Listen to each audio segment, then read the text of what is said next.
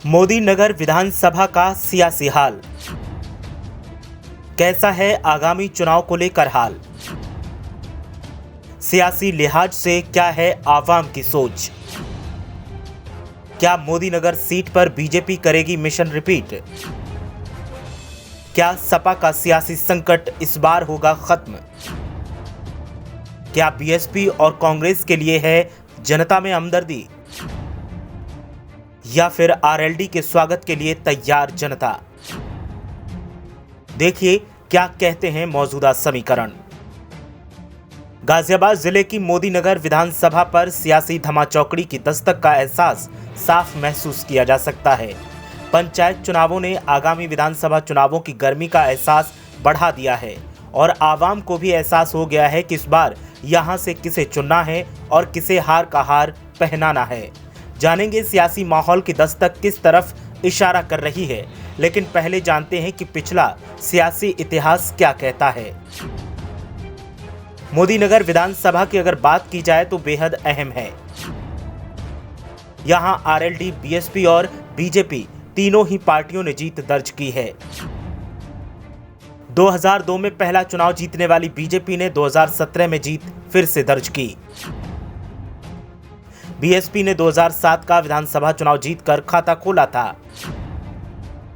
2012 में आरएलडी ने मोदी नगर विधानसभा पर फतह हासिल की थी। 2017 का मुकाबला मोदी नगर में त्रिकोणीय देखने को मिला था। 2017 में आरएलडी, बीएसपी और बीजेपी के बीच मुकाबला देखने को मिला था। त्रिकोणीय मुकाबले में बीजेपी ने जीत का परचम लहराया था। मोदी नगर सीट पर बीएसपी, बीजेपी, आरएलडी ने तो खाता खोला है, लेकिन सपा ने जीत का स्वाद अब तक नहीं चखा है और ठीक ऐसा ही हाल कांग्रेस का है।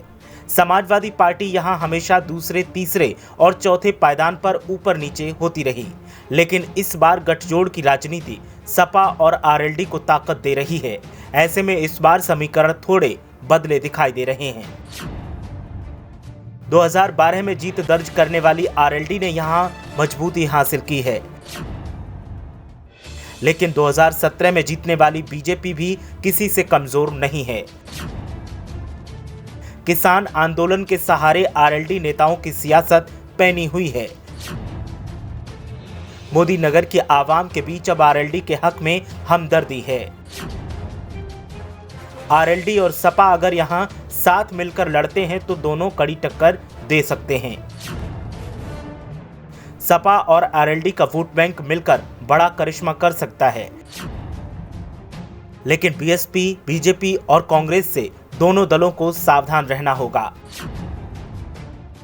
बीजेपी भी 2017 वाली जीत फिर से हासिल करने का प्लान बना रही है,